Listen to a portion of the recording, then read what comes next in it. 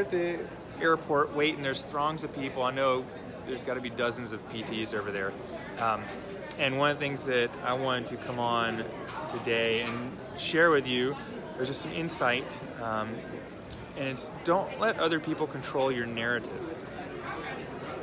And what that means is basically other people, we'll call other people the world, the man, the institution, etc. Don't let other people control your narrative, because when you do, then you don't have control. You let other people decide for you what your reality will be. So if someone says cash-based physical therapy is not possible, no one's going to pay more than their copay, and you believe that, well then it'll never happen. If someone says physical therapy is not worth more than $100, you believe that. If someone says people that wear blue t-shirts, like me, don't have a high IQ and should never do XYZ and should always, wash their laundry with Tide, well then that becomes your narrative. And then your narrative is the thing that you always tell yourself, well, I like blue t-shirts and, I gotta wash with Tide even though the detergent makes my skin itch and I really don't like the commercial.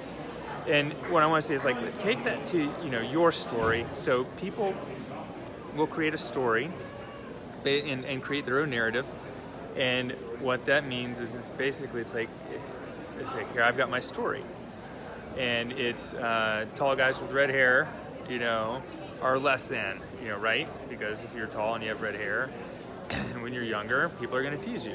So then if I look at the world through that lens and that filter, then everything becomes that. Everything becomes from my story. So think about this. The first thing is to identify what your story is, what your lens, what your filter, what your narrative is. When you can identify it, then you can acknowledge it and acknowledge that it's there. And once you acknowledge that it's there, then you can start to see the world without a foggy, without foggy glasses. And you want to, understand, okay, maybe that's my story. Maybe I'm coming from my perspective. It's the whole reason that relationships get messed up is because each person has a different perspective and they're not willing to share it with each other or acknowledge that maybe there's a different perspective. So it's different than perspective. So letting someone else control your narrative is kind of really about believe in yourself. Don't believe what other people tell you is possible or tell you should do or tell you how you should act or be. And then when you can understand what your story is and what your narrative is, then you can work on changing it. So I hope that's helpful for you guys out there.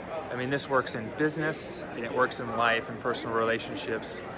And it's something that took me really doing a yoga teacher training about 4 or 5 years ago, where we did a lot of self-inquiry and personal development work to start to acknowledge and realize it. It's is someone really, angry at you? It's like reading on social media. What does people post? It's is that really reflective on you?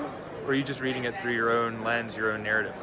So start seeing those things a little differently, and it's going to help you, grow your business and grow your empire and help more patients tremendously. Peace out.